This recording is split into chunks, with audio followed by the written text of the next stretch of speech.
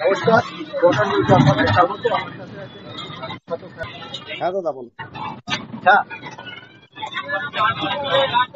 আমি খেলা যেটুকু দেখেছি মোহনবাগান যথেষ্ট ভালো ফুটবল খেলেছে এবং সব থেকে ভালো লেগেছে মোহনবাগানের মানে সাহালের প্রথম গোলটা হয়তো গোলকিপার হয়তো গোল করে দিয়েছে ঠিক আছে, কিন্তু কোন গোল দিয়েছে?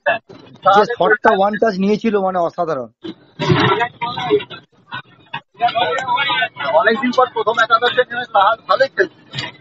সাহাল যথেষ্ট ভালো ফুটবল খেলছিল, যথেষ্ট ভালো। তারপরে আর সব থেকে বড় জিনিস হচ্ছে স্টুয়ার্ড আসার পরেও টিমটা মানে সত্যি কথা বলতে মোহনবাগান টিমে এত মানে মানে কি বলে তোমাকে ওটাকে, এত পোটেনশিয়াল আছে না, মানে কাকে ছেড়ে কাকে বসাবে।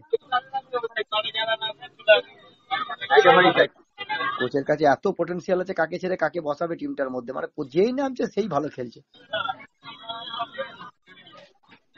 আজকে অনেক সাইড বেঞ্চের প্লেয়ারকে খেলিয়ে নিলেন, যেহেতু 51 মিনিটে 3 গোল হয়ে গেছে।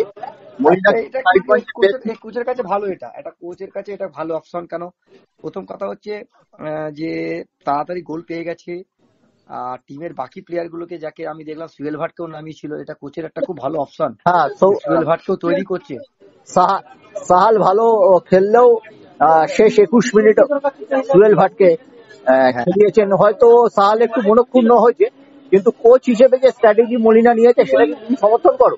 আমি একদম একদম ও তো এটাই তো দেখো, একটা ভালো কোচের এটাই তো তার ইউএসপি, সে কিভাবে তার রিজার্ভ বেঞ্চের প্লেয়ার গুলোকে খেলিয়ে খেলিয়ে ম্যাচের মধ্যে আনবে। ও একটা জিনিস তৈরি করে দিচ্ছে যে মানে মোহনবাগান টিম কারোর জন্য একার ইতে চলবে সেটা নয়, যে কেউ ম্যাচ ঘোরাতে পারে, যে কেউ ম্যাচ বের করতে পারে। এটাই মোহনবাগানের সবচেয়ে বড় টিআরপি। হ্যাঁ, টিআরপি।